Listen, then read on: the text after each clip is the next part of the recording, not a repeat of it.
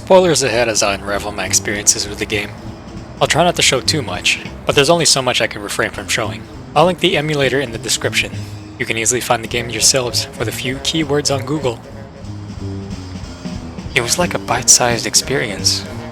The Mis-Edventures only featured 6 levels and 2 special levels with puzzle solving and some intuition to get through some parts, such as powering up the machine with color-specific power cells.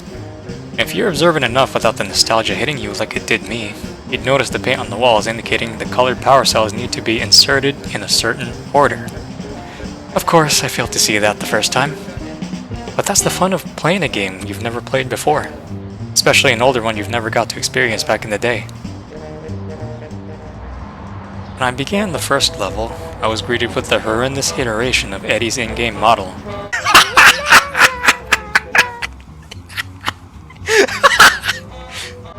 I bursted with intense laughter.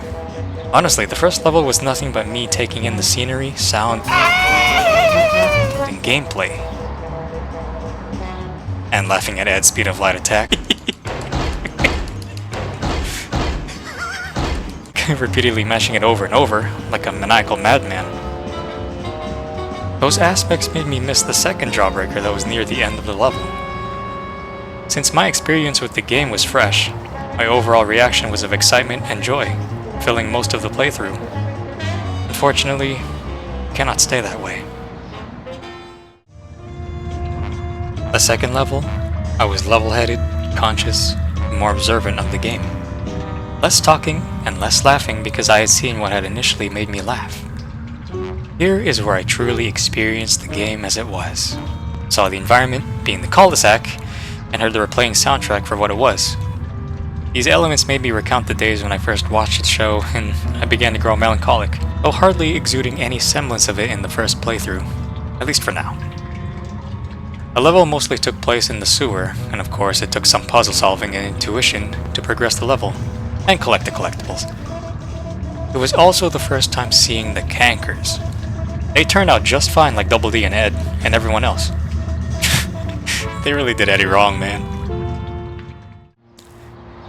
Now, in the previous levels, I've mostly used Ed and sometimes Double D.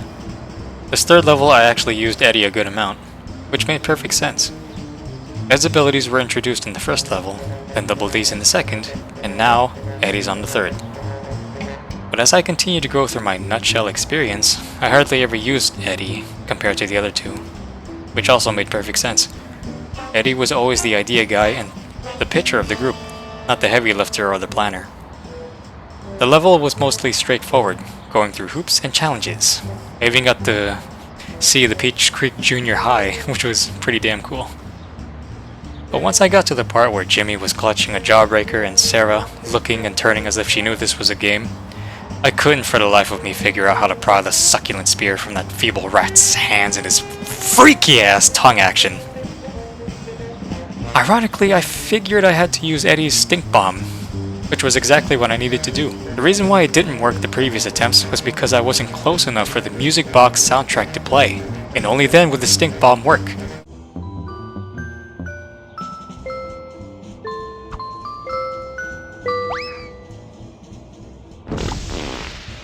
When I play a game for the first time, I try not to look up how to progress the level or find where exactly the collectibles are. It takes away the experience and personal pride of completing the game without a guide. But alas, I succumbed this one time. The fourth level was the first time I actually became aggravated. Going through the first half of it was nothing short of the usual, straightforward experience. It was collecting the power cells and inserting them into the machine that irritated me, like I mentioned in the beginning of the video. The colored rectangles against the machine's frame confused me to where I should place the cell in its correct socket. Once I grew a brain and figured out how it was by the colored wires, I inserted the rest of the cells without realizing there was a painting on the wall signifying the order in which the power cell should be inserted to unlock a jawbreaker. I didn't make a save slot in the PCSX2, and I couldn't reset the order. So, I replayed the entire level again and got the damn jawbreaker.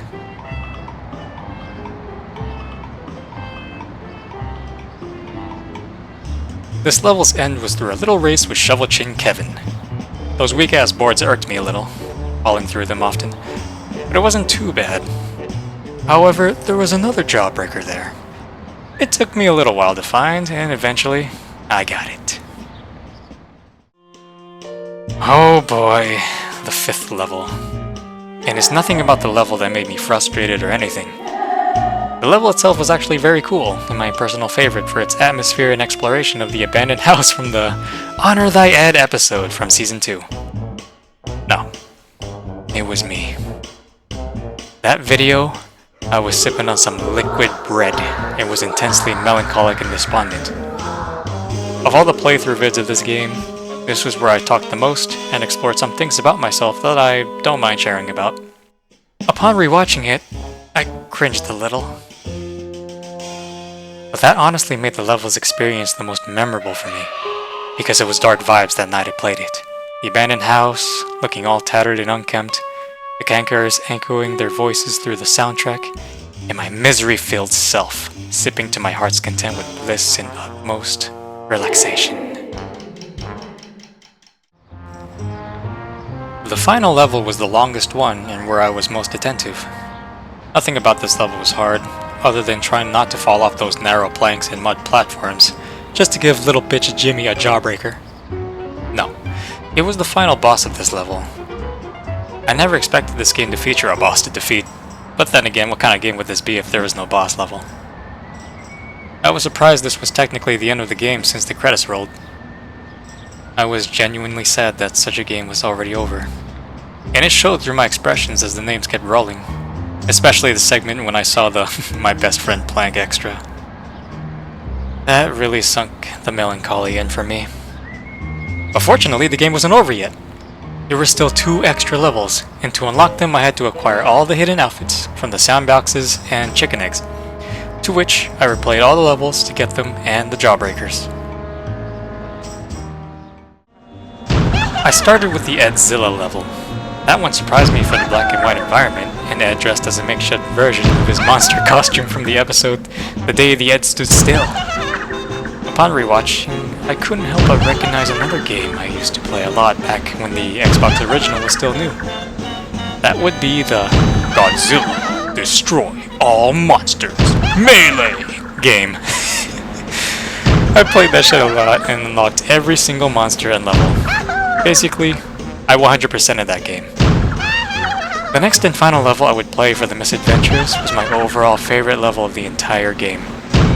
I said before that the abandoned house level was my favorite, but that was for the base game. This was the Rebel Robot Ranch level that was the most fun for me. I got to see the Eds and their space outlaw get-ups fighting those damn automatons! I was so happy to see Double D was able to use his blaster and Eddy having an EMP grenade as their unique tools.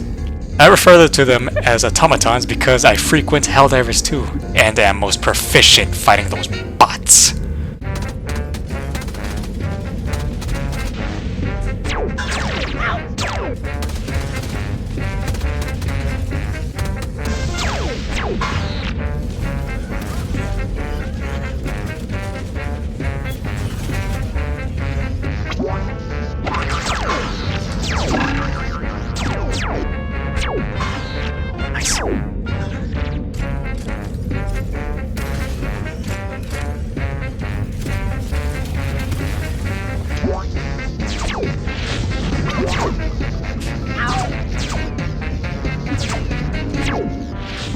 Too bad Ed didn't get anything special. He only got the outfit.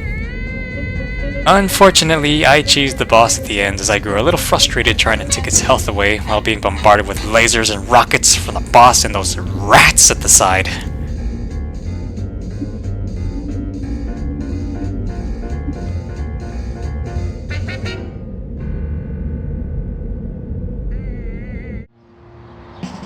After that level, the game was officially over.